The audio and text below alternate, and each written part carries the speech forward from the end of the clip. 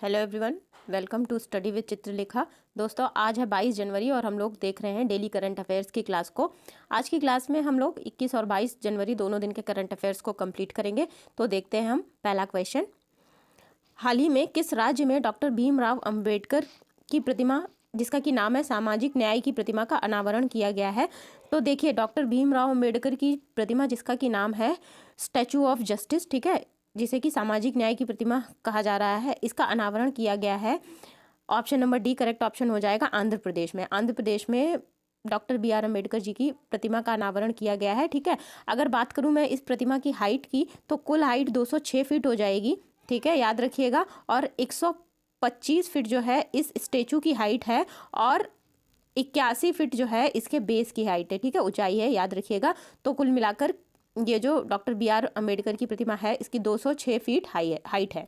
अच्छा, ये आंध्र प्रदेश के कहाँ पर इनॉग्रेशन किया गया है इस प्रतिमा का? तो आंध्र प्रदेश के विजयवाड़ा में किया गया है, याद रखेंगे, आंध्र प्रदेश के विजयवाड़ा में, ठीक है। अच्छा जी, अच्छा, अब ध्यान करिएगा ये कि जो बी आर अम्बेडकर जी की टोटल 3 प्रतिमाएं हैं, तो हम उन 3 प्रतिमाओं के बारे में यहाँ पे बात करेंगे। एक तो हो जाएगी, देखिए, पहली महाराष्ट्र के लातूर जिले में, ठीक है, कहाँ पर? लातूर जिले में, याद रखिएगा नाम, जिसे कि कहा जाता है स्टैचू ऑफ नॉलेज, ठीक है। स्टैचू ऑफ नॉलेज कहा जाता है, जो कि कहाँ पर स्थित है? ये स्थित है आपकी महाराष्ट्र के लातूर जिले में, ठीक है। दूसरी है तेलंगाना के हुसैन सागर झील के पास, ठीक है। हुसैन सागर झील जो है वो तेलंगाना में पड़ती है, तो हुसैन सागर झील के पास दूसरे नंबर की प्रतिमा है बी आर अम्बेडकर जी की।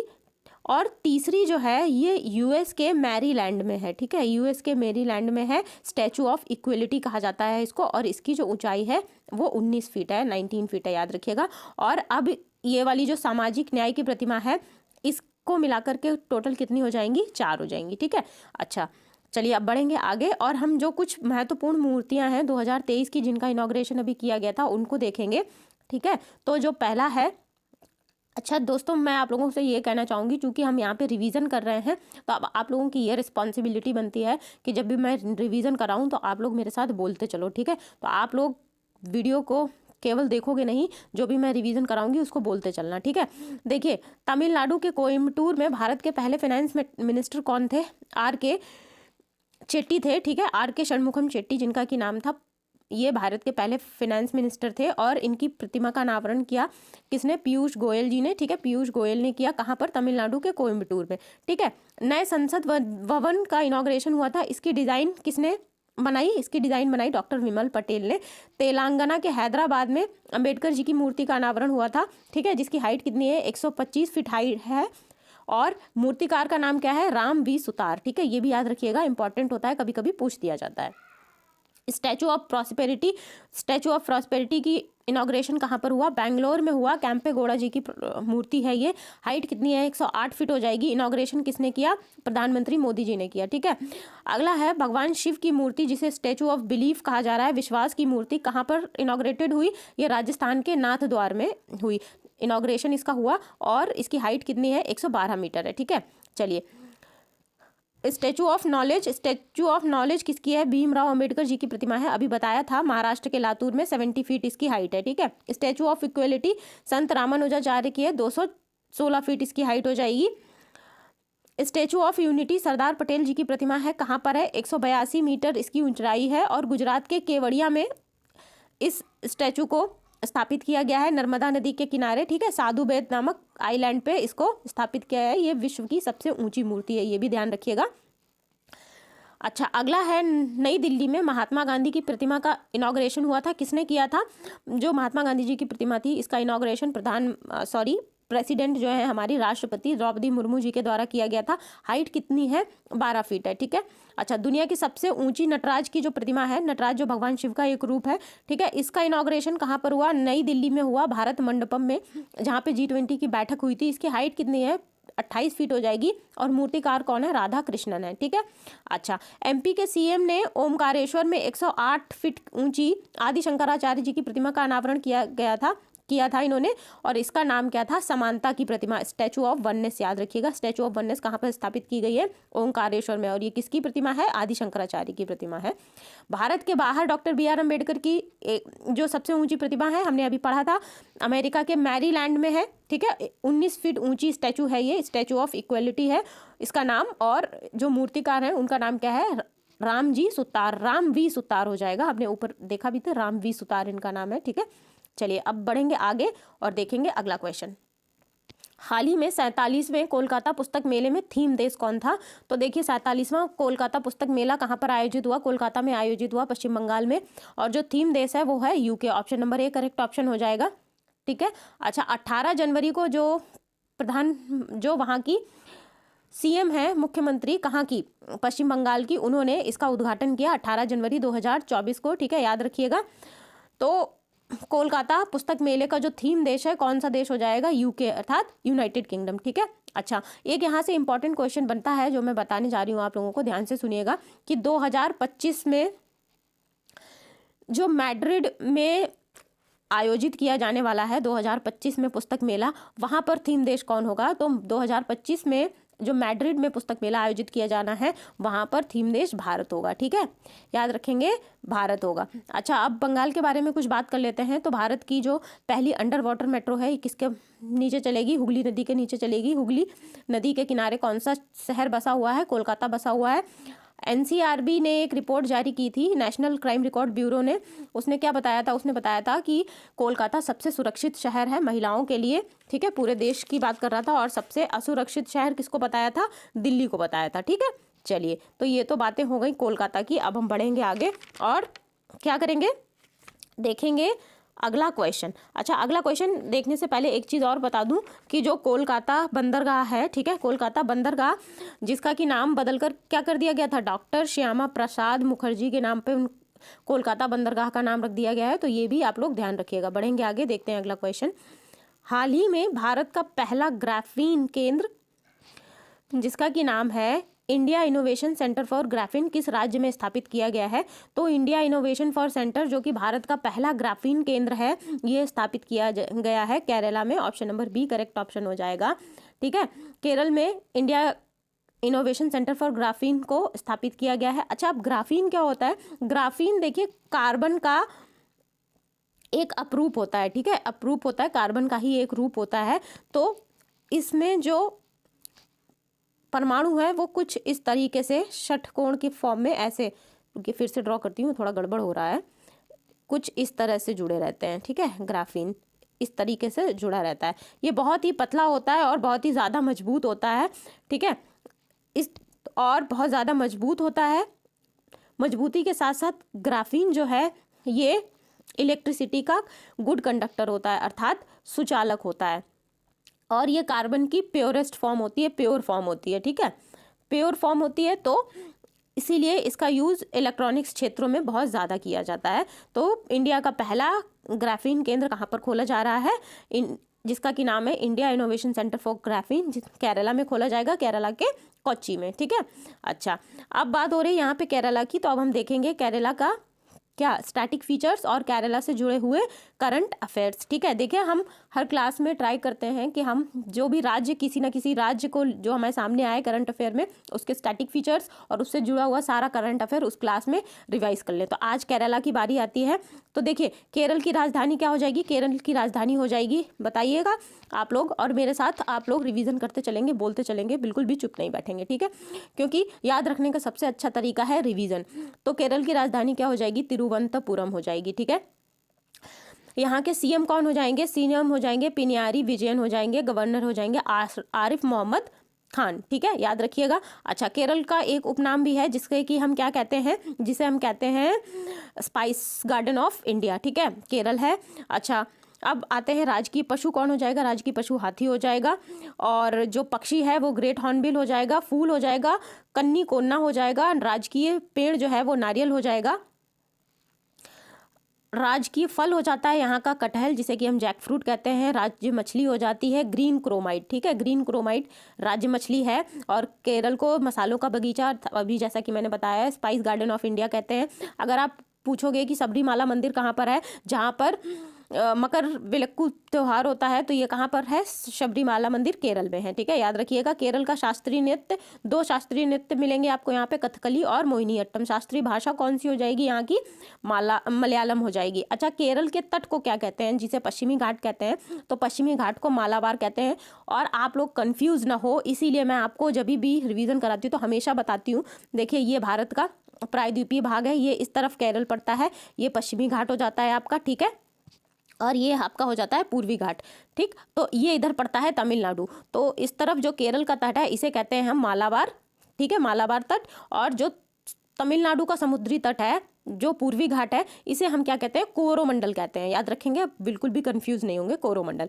अच्छा, अगर आपसे पूछा जाए नेशनल पार्क यहाँ पे कौन कौन से पड़ेंगे, तो आप लोग कहोगे साइलेंट वैली, पेरियार, अराविकुलम, अनाईमुड़ी, शोला राष्ट्रीय उद्यान। ये सब कहाँ पर पड़ते हैं, ये सब आपके पड़ते हैं केरल में। अच्छा, मैं पूछूं अगर कि लोकसभा की कितनी सीटें हैं, तो 20 हो जाएंगी, राज्यसभा की 9 और विधानसभा की 140 सीटें हो जाएंगी केरल से। भारत का पहला स्पेस टेक पार्क कहाँ पर मिलेगा आपको, ये मिलेगा आपको केरल में। ठीक है, विक्रम साराभाई स्पेस सेंटर कहाँ पर मिलेगा, ये भी आपको मिलेगा केरल में। अगर त्रिशूरपुरम और मकर विलक्कू उत्सव, देखिए मकर विलक्कू उत्सव सबरीमाला में मनाया जाता है 15 जनवरी को, जब मकर संक्रांति का उत्सव होता है। ठीक है, तो मकर विलक्कू सबरीमाला मंदिर में मनाया जाता है, और त्रिशूरपुरम उत्सव जो है वो भी केरल में मनाया जाएगा। पेरियार डैम, इडुक्की डैम और पेरियार नदी, ये सब आपको कहाँ पर मिलेगा, ये सब आपको मिल जाएगा केरल में। तो ये तो हो गए केरल के स्टैटिक फीचर्स।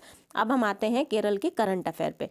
ठीक है, तो देखिए दिसंबर 2023 में वैश्विक आयुर्वेद मेला कहाँ पर शुरू हुआ था, ये शुरू हुआ था आपका तिरुवनंतपुरम में। ठीक है, इंडिया स्किल रिपोर्ट 2024 जारी की थी नीति आयोग ने, और क्या बताया था कि भारत में सबसे पसंदीदा राज्य युवाओं का कौन सा है काम करने के लिए, केरल है। इसको याद रखिएगा। 5वां राज्य खाद्य सुरक्षा सूचकांक जारी किया था, इसमें शीर्ष, बड़े राज्यों में शीर्ष पर कौन सा राज्य था, केरल था। ठीक है, 5th एडिशन जारी हुआ था। पहला साहित्य शहर कौन बना है, जिसे यूनेस्को ने साहित्य शहर घोषित किया था, ये कोझिकोड हो जाएगा। सभी जिलों में हॉल मार्किंग केंद्र वाला भारत का पहला राज्य कौन बना था, ये भी केरल बना था। सोने के जो ज्वेलरीज होती हैं उन पे हॉल मार्किंग की जाती है। ठीक है, और सभी जिलों में स्थापित करने वाला हॉल मार्किंग केंद्र भारत का पहला राज्य केरल बना था। ठीक, जिला स्तरीय पेड़ फूल पक्षी घोषित करने वाला पहला जिला केरल का कौन सा बना, ये बना आपका कासरगोड। याद रखिएगा इसको। भारत का पहला AI स्कूल, आर्टिफिशियल स्कूल कहाँ पर लॉन्च हुआ, तिरुवनंतपुरम में, और इसका नाम क्या हो जाएगा, शांतिगिरी विद्या भवन। ठीक है, नेहरू ट्रॉफी क्या है, नेहरू ट्रॉफी जो है एक टाइप की बोट रेसिंग होती है, जो कि केरल में ही होती है, उसी में दी जाती है नेहरू ट्रॉफी। ठीक है, 9वां मालाबार नदी महोत्सव कहाँ पर हुआ, ये हुआ केरल में। ठीक है, शुभ यात्रा योजना कहाँ पर चलाई गई, केरल में चलाई गई। नीति आयोग की सहायता से देश का पहला मत्स्य पालन अटल इंक्यूबेशन सेंटर कहाँ पर स्थापित किया गया, ये भी आपका केरल में स्थापित किया गया। और पूरी तरह से ई शासित राज्य कौन बना, मतलब इलेक्ट्रॉनिकली काम करने वाला राज्य कौन बना था, ये बना केरल। ठीक है, केरल बना। भारत का पहला ODF जिला कौन बना था, ये वायनाड बना था। और एक पंचायत एक खेल परियोजना लॉन्च करने वाला राज्य कौन सा बना, ये आपका केरल बना। तो ये थे केरल के स्टैटिक फीचर्स जो एग्जाम्स के पॉइंट ऑफ व्यू से इंपॉर्टेंट बनते हैं, और ये थे करंट अफेयर 2023 के और 24 के जो हमने अभी यहाँ पर रिवाइज किए हैं। ठीक है, आई होप ये क्लास आप लोगों को पसंद आ रही है। अगर क्लास पसंद आ रही है तो इसको तुरंत लाइक कर दीजिए, और आप लोगों का कोई स्टडी ग्रुप है तो उसमें शेयर भी कर दीजिएगा। ठीक है, चलिए नेक्स्ट क्वेश्चन देखेंगे। हाल ही में विश्व टेबल टेनिस चैंपियनशिप में खिताब जीतने वाली पहली भारतीय महिला कौन बनी है, पहली भारतीय महिला खिलाड़ी कौन बनी है जिन्होंने विश्व टेबल टेनिस चैंपियनशिप में जो है अवार्ड जीता है, उनका नाम हो जाएगा श्रीजा अकुला। श्रीजा अकुला जो हैं, इन्होंने विश्व टेबल टेनिस चैंपियनशिप में पहली महिला भारतीय महिला बनी है जिन्होंने ये अवार्ड जीता है। श्रीजा अकुला इनका नाम है। ठीक है, हाल ही में टेबल टेनिस खिलाड़ी जिनका कि नाम श्रीजा अकुला है ने महिला एकल में विश्व टेबल टेनिस फेडरेशन का खिताब जीता। उन्होंने हराया किसको, ये इंपॉर्टेंट बात हो जाती है, तो इन्होंने अमेरिका में रहने वाली लिली झाक को हराया है, और इस जीत के साथ ही वह पहली भारतीय महिला बन गई हैं जिन्होंने विश्व टेबल टेनिस चैंपियनशिप जीती है। ठीक है, तो विश्व टेबल टेनिस चैंपियनशिप जीतने वाली पहली महिला कौन बनी है, श्रीजा अकुला बनी है। नेक्स्ट क्वेश्चन देखेंगे। हाल ही में कन्वर्सेशन विद औरंगजेब उपन्यास एक नॉवल है, ये किसने लिखी है, ठीक है। कॉन्वर्सेशन विद औरंगजेब जिन्होंने लिखी है उनका नाम हो जाएगा Charu Nivedita. Option number A correct option हो जाएगा। तो ये जो बुक है अभी इसका हिंदी ट्रांसलेशन आया है, इसी वजह से ये बुक चर्चा में आई। तो हिंदी ट्रांसलेशन किसने किया है? नंदिनी कृष्णन ने किया है। जो बुक लिखी गई है कॉन्वर्सेशन विद औरंगजेब। ठीक है, याद रखिएगा इसको। बढ़ेंगे आगे।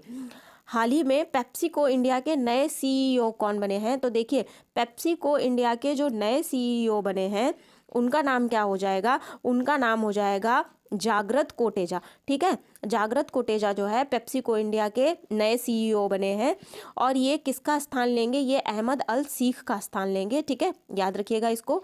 अच्छा, अब हम आते हैं अपने ऑप्शंस पर। ऑप्शंस को देखेंगे क्योंकि ये ऑप्शन जो मैंने डाले हैं ये बहुत इंपॉर्टेंट है, नाम अक्सर चर्चा में रहते हैं, तो मैं प्रयास करती हूँ कि क्वेश्चन के ऑप्शंस के द्वारा भी आपका कुछ ना कुछ रिवीजन हो। ठीक है, तो रश्मि शुक्ला जो कि पहला ऑप्शन है, ऑप्शन नंबर ए। रश्मि शुक्ला कौन है? रश्मि शुक्ला महाराष्ट्र की पहली महिला डीजीपी बनी है। ठीक है, तो इनका नाम याद रखिएगा, बहुत इंपॉर्टेंट है और चर्चा में भी रहा है। रघुराम अय्यर कौन है? रघुराम अय्यर जो है भारतीय ओलंपिक संघ के सीईओ बने थे और भारतीय ओलंपिक संघ के अध्यक्ष कौन बनी है? ये है पीटी उषा। इनका नाम भी याद रखिएगा। विकासशील का नाम आप लोगों को याद होगा, करंट अफेयर्स में अभी हमने पीछे पढ़ा था। ये एशियन डेवलपमेंट बैंक के एग्जीक्यूटिव डायरेक्टर बने हैं। ठीक है, तो ये सारे नाम याद रखेंगे। बढ़ेंगे अगले क्वेश्चन पर। हाल ही में कनुमा उत्सव किस राज्य में मनाया गया? तो जो कनुमा उत्सव है ये तेलंगाना में मनाया गया है। Option number B correct option हो जाएगा। कनुमा उत्सव के साथ साथ ही तेलंगाना में बतुकम्मा उत्सव जिसे कि फूलों का त्यौहार कहते हैं और बोनालू उत्सव भी मनाया जाता है। ठीक है, याद रखेंगे। कनुमा उत्सव कहाँ पर मनाया जाएगा? तेलंगाना में। और बथुकम्मा और बोनालू भी तेलंगाना में। ठीक है, अच्छा यहाँ पर हम लोग करने जा रहे हैं रिवीजन। जो हाल फिलहाल में उत्सव हुए, फेस्टिवल हुए, तो उनका एक रिवीजन, क्विक रिवीजन करेंगे हम लोग। मेरे साथ बोलते चलिएगा। लोसर फेस्टिवल कहाँ पर मनाया गया? लद्दाख में मनाया गया। वांगला महोत्सव मेघालय में। लूसाफोन महोत्सव गोवा में मनाया जाता है। संगाई फेस्टिवल मणिपुर में मनाया जाता है। ओसांग महोत्सव और थड़ो महोत्सव भी, ये सभी कुछ आपको मिलेगा कहाँ पर? मणिपुर में। ठीक है, पहला अंतर्राष्ट्रीय समुद्र तट महोत्सव ये कहाँ पर मनाया गया? ये केरल में मनाया गया। देखिए धानु यात्रा महोत्सव ओडिशा में मनाया जाता है। नुआखाई महोत्सव, रज पर्व, बाली यात्रा महोत्सव, कोणार्क नृत्य महोत्सव, छऊ नृत्य महोत्सव, बेइता बंदना महोत्सव और धानु यात्रा महोत्सव, ये सब कहाँ पर मनाया जाएगा? ये सब आपका मनाया जाएगा ओडिशा में। ठीक है, याद रखिएगा। नेक्स्ट पढ़ेंगे चेरचेरा महोत्सव। चेरचेरा महोत्सव मनाया जाता है आपका छत्तीसगढ़ में। और हरेली उत्सव कहाँ पर मनाया जाता है? छत्तीसगढ़ में। हरेली देखिए मैं आपको हरेली और हरेला दो होते हैं। हरेला ऐसे लिखते हैं, हरेला, ठीक है, और हरेली ये रहा। तो जिसमें बड़ी ई की मात्रा आ रही है छत्तीसगढ़ में, तो ये हरेली मनाया जाएगा आपका छत्तीसगढ़ में। हरेला में बड़े आ की मात्रा आ रही है, तो ये आपका मनाया जाएगा उत्तराखंड में। देखिए उत्तराखंड में बड़े आ की मात्रा आ रही है, ये याद रखिएगा। इससे ये ट्रिक मैंने आप लोगों को पहले भी बताई हुई है। ठीक है, बिहू फेस्टिवल आपका असम में मनाया जाता है। माघी मेला पंजाब में मनाया जाता है। लोहड़ी भी पंजाब में होती है। चिथिराई महोत्सव आपका कहाँ पर मनाया जाता है? ये तमिलनाडु में मनाया जाएगा। और पेराक्कू महोत्सव भी आपका तमिलनाडु में होता है। याद रखिएगा इन सबको। बढ़ेंगे अगले क्वेश्चन पर। हाल ही में कौन सा राज्य जाति आधारित जनगणना शुरू करने वाला दूसरा राज्य बन गया है? तो जाति आधारित जनगणना शुरू करने वाला दूसरा राज्य जो बना है वो है आंध्र प्रदेश। तो पहला राज्य कौन सा था? तो देखो पहला राज्य बन गया था आपका बिहार। ठीक है, बिहार ने सबसे पहले जाति आधारित जनगणना शुरू की थी। अब दूसरा राज्य कौन बन गया है? आपका बन गया है आंध्र प्रदेश। ठीक है, चलिए नेक्स्ट क्वेश्चन देखेंगे।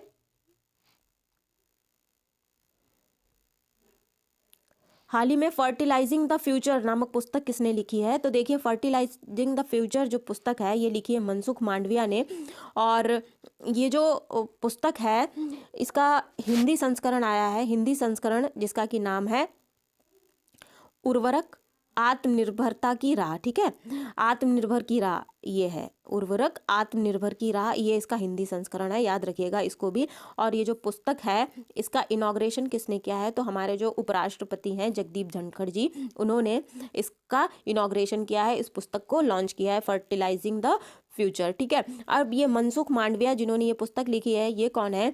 ये केमिकल एंड फर्टिलाइजर मंत्री हैं, तो इनका भी नाम आप लोग याद रखोगे। इस पुस्तक में मनसुख मांडविया जी ने क्या बताया है कि प्रधानमंत्री नरेंद्र मोदी जी के नेतृत्व में फर्टिलाइजर इंडस्ट्री में आए बदलावों के बारे में बताया है, कैसे हम फर्टिलाइजेशन इंडस्ट्री में जो है आत्मनिर्भरता की ओर बढ़ रहे हैं, इस पुस्तक में बताया गया है। ठीक है, चलिए अब नेक्स्ट क्वेश्चन हम देखेंगे।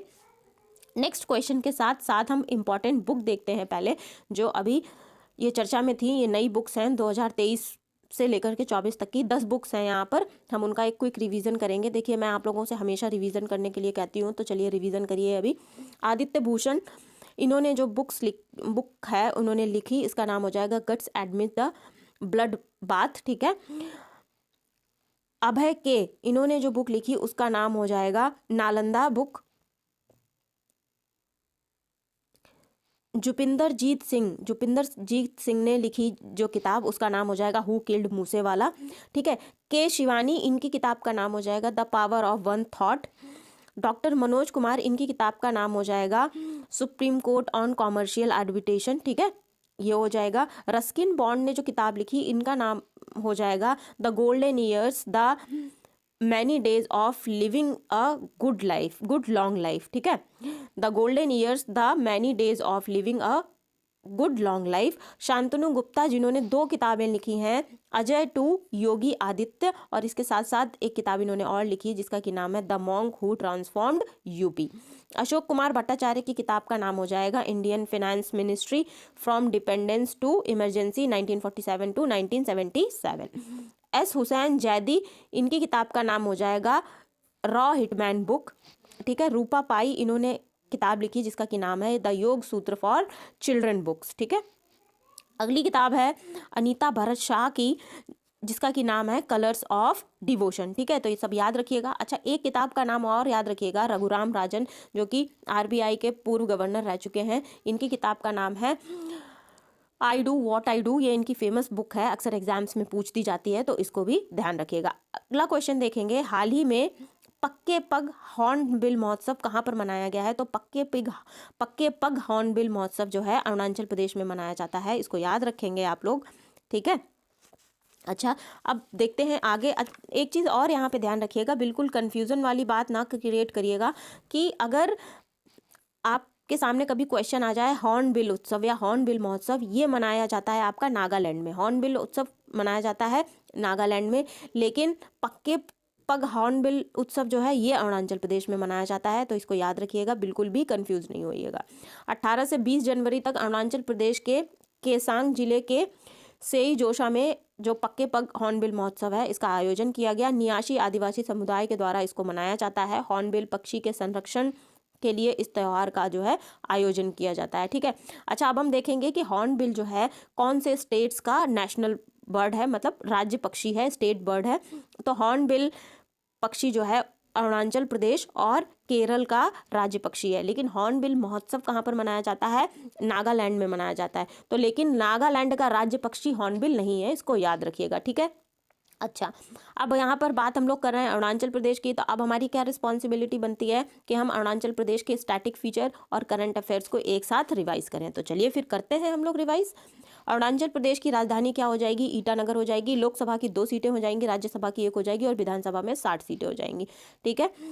जो यहाँ के सीएम हैं वो पेमा खांडू हो जाएंगे और गवर्नर कौन हो जाएंगे? केटी पटनायक हो जाएंगे, ठीक है। भारत के किस राज्य में सूरज सबसे पहले उगता है? तो सबसे पहले सूर्य कहाँ पर उगता है? अरुणाचल प्रदेश में उगता है। और सबसे बाद में अस्त कहाँ पर होता है? तो ये राजस्थान में गौर माता है जो सबसे उत्तरी जगह है, वहाँ पर नहीं, उत्तरी नहीं, सॉरी, पश्चिमी जगह जो है वहाँ पर सबसे बाद में अस्त होता है, ठीक है, याद रखिएगा इसको। अच्छा, अगर आपसे क्वेश्चन पूछा जाए कि दर्रे कौन कौन से पड़ेंगे अरुणाचल प्रदेश में, तो देखो बोमडिला, दिफू, दिहांग और यांगयाप, ये दर्रे सब कहाँ पर पड़ेंगे? ये अरुणाचल में पड़ेंगे। और दिहांग दर्रा जो है अरुणाचल को म्यांमार से कनेक्ट करता है और यांगयाप अरुणाचल को तिब्बत से कनेक्ट करता है, ठीक है। तिब्बत की राजधानी जो है ल्हासा, उसको कनेक्ट करता है कौन? यांगयाप दर्रा, याद रखिएगा। नेशनल पार्क आपसे पूछे जाएं तो अरुणाचल प्रदेश में नामदफा, मॉलिंग, पक्के टाइगर रिजर्व, ये सब कहाँ पर मिलेंगे आपको? ये मिलेंगे अरुणाचल प्रदेश में। जीआई टैग बांचो लकड़ी शिल्प, अभी हाल ही में जीआई टैग मिला था। केकिर जो कि एक अदरक का प्रकार है, केकिर जो स्थानीय लोग हैं वो लोग अदरक को केकिर कहते हैं, इसको जीआई टैग मिला है। तांगसा कपड़े को याक चुरपी और खामती चावल, इनको सबको जीआई टैग मिला है, ठीक है। अब आते हैं करंट अफेयर्स पर। तो सीएम श्रमिक कल्याण योजना कहाँ पर चढ़ी? अरुणाचल प्रदेश में चढ़ी।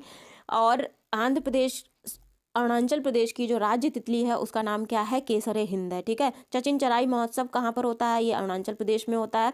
अच्छा, अरुणाचल प्रदेश की तो राज्य तितली हो गई केसर हिंद। एक तितली का नाम मैंने आपको पहले भी बताया था, ब्लू मॉर्मन। ब्लू मॉर्मन कहाँ की राज्य तितली है बताओ, बताया था मैंने पहले, चलो बताती हूँ मैं, ये महाराष्ट्र की राज्य तितली है, ठीक है। ये राज्य तितली कहाँ की है, महाराष्ट्र की है, याद रखिएगा। और घोल फिश कहाँ की राज्य मछली है, गुजरात की है, ये भी याद रखिएगा। देश का पहला फिश म्यूजियम कहाँ पर बना, यह अरुणाचल प्रदेश में बनेगा। और अरुणाचल प्रदेश का मिलिट्री स्टेशन जो है, जिसका नाम देश के पहले सीडीएस जो थे विपिन रावत जी, इनके नाम पर रखा जाएगा, ठीक है, याद रखेंगे। देखेंगे अगला क्वेश्चन। हाल ही में अगले 5 वर्षों के लिए आईपीएल का टाइटल स्पॉन्सरशिप किसने जीता है? तो अगले 5 वर्षों के लिए जो है आईपीएल की टाइटल स्पॉन्सरशिप किसने हासिल की है, किसने जीती है? तो टाटा ने जीती है। Option number A correct option हो जाएगा। देखो, टाइटल स्पॉन्सरशिप का मतलब क्या होता है, जो उसका मेन ब्रांड होता है, जहाँ पर चारों, जैसे मान ले देखते हैं ना कि जो मेन स्पॉन्सर होता है तो वो टाटा हो जाएगा, ठीक है। टाटा ने ये स्पॉन्सरशिप जीती। अब बात करेंगे आईपीएल की, तो आईपीएल का पहला संस्करण कब खेला गया? 2008 में खेला गया था। जीता किसने था? राजस्थान रॉयल्स ने जीता था। और अभी 2023 में कौन सा संस्करण खेला गया? तो 16वां संस्करण था। जीता किसने था? चेन्नई सुपर किंग्स ने जीता था, ठीक है। और सबसे ज़्यादा बार आईपीएल 5 बार किसने जीता है? चेन्नई सुपर किंग्स ने। और 5 ही बार मुंबई इंडियंस ने भी जीता है, तो आप लोग याद रखोगे इसको। अच्छा, इसमें एक चीज़ और होती है, ऑरेंज कैप और पर्पल कैप। तो ऑरेंज कैप किसको दी जाती है? जो सबसे ज़्यादा रन बनाता है। तो ऑरेंज कैप इस बार 2023 में किसको मिला? शुभमन गिल को मिला था। और पर्पल कैप किसको मिला था? मोहम्मद शामी को मिला था, ठीक है, याद रखेंगे। और ये लोग दोनों, शुभमन गिल और मोहम्मद शामी जो है, कौन सी टीम से खेलते हैं? ये गुजरात टाइटंस से खेलते हैं, ठीक है, याद रखिएगा। आप देखेंगे अगला क्वेश्चन, नेक्स्ट क्वेश्चन देखेंगे। हाल ही में पारंपरिक भैंसों की लड़ाई मोह जूझ का आयोजन 9 वर्षों के बाद कहाँ पर किया गया है? तो देखो, मोह जूझ जो एक भैंसों की लड़ाई है, ठीक है, इसका 9 वर्ष के बाद आयोजन किया गया है। कहाँ पर? असम में। 2015 में सुप्रीम कोर्ट ने इस पर रोक लगा दी थी। उसके बाद अब 9 सालों के बाद इसका आयोजन असम में फिर से किया गया है, ठीक है। असम में किया गया है। कब किया जाता है? माघ बिहू के अवसर पर किया जाता है, ठीक है। अभी माघ का महीना जब चल रहा था, बिहू हुआ था, तो माघ बिहू के अवसर पर इसका आयोजन किया गया। अच्छा, आप लोगों को याद होगा, हमने पहले भी डिस्कस किया है कि एक भैंसा दौड़ और होती है जिसका कि नाम है क्या? कंबाला। कंबाला रेस का आयोजन कहाँ पर होता है? तो ये जो है कर्नाटक में होता है। आप लोगों को याद भी होगा, हम पहले कर भी चुके हैं, ये भैंसा दौड़ होती है। अच्छा, एक चीज़ और, जल्लीकट्टू। जल्लीकट्टू में क्या होता है? जो वो बैल होता है ना, बैल को छोड़ दिया जाता है, उस किसी मतलब खुला मैदान रहता है, उसको किसी को कंट्रोल करने रहता है, ठीक है ना, कंट्रोल करना रहता है। तो जल्लीकट्टू का आयोजन कहाँ पर होता है? ये तमिलनाडु में होता है, याद रखिएगा। जल्लीकट्टू तमिलनाडु में आयोजित होता है। तो अब ये हो गया हमारा जल्लीकट्टू। अब बढ़ेंगे आगे, देखेंगे अगला क्वेश्चन। हाल ही में किस मंदिर में गोल मेले का आयोजन किया गया है? तो गोल मेले का आयोजन जो है जगन्नाथ मंदिर उधमपुर में किया गया है। Option number A correct option हो जाएगा। और जगन्नाथ एक मंदिर पुरी उड़ीसा में भी है, जहाँ पर रथ यात्रा होती है, ठीक है, याद रखिएगा, पुरी उड़ीसा में होता है। लेकिन ये जो गोल मेले का आयोजन है, ये कहाँ पर किया गया है? जगन्नाथ मंदिर उधमपुर में किया गया है। अच्छा, अब यहाँ पे कुछ मेले हैं जो हाल ही में आयोजित हुए थे, उनका हम एक बार रिवीजन करेंगे, फिर आगे बढ़ेंगे। अंतर्राष्ट्रीय सूरज कुंड मेला कहाँ पर लगता है? हरियाणा फरीदाबाद में लगता है। सरस मेला जम्मू कश्मीर में। गंगा सागर मेला पश्चिम बंगाल में, ठीक है। माघी मेला पंजाब में लगता है। झींगा मेला भी आपका पंजाब में ही लगेगा। सरस आजीविका मेला, ये भी आपका गुरुग्राम में लगाया गया था। लक्की मेला राजस्थान के सीकर में लगाया जाता है। गोल मेला जगन्नाथ मंदिर उधमपुर में, जम्मू कश्मीर में, ठीक है, याद रखिएगा। ये तो हो गया हमारा जो मेले आयोजित किए गए थे, अभी हाल ही में चर्चा में रहे। अब हम देखेंगे अगला क्वेश्चन। हाल ही में मछली उत्पादन को बढ़ावा देने के लिए कृत्रिम चट्टान का उद्घाटन कहाँ पर किया गया है? कृत्रिम चट्टान मतलब बैरियर रीफ, ठीक है, रीफ इसको कहेंगे। तो जो कृत्रिम चट्टान का उद्घाटन है, ये अगला क्वेश्चन देखते हैं। हाल ही में मछली उत्पादन को बढ़ावा देने के लिए कृत्रिम चट्टान परियोजना का उद्घाटन कहाँ पर किया गया है? तो कृत्रिम चट्टान परियोजना का उद्घाटन जो है मछली उत्पादन को बढ़ावा देने के लिए केरल में किया गया है। Option number C correct option हो जाएगा। जो रीफ्स होती हैं, देखो, इस कृत्रिम चट्टान का मतलब कुछ ऐसे हो गया, आपने ग्रेट बैरियर रीफ के बारे में सुना होगा, भूगोल में हम सभी पढ़ते हैं, आप लोगों ने भी पढ़ा होगा। तो ग्रेट बैरियर रीफ कौन है? ग्रेट बैरियर रीफ जो है विश्व की सबसे बड़ी कोरल रीफ है, ठीक है ना। कहाँ पर है? ऑस्ट्रेलिया में है।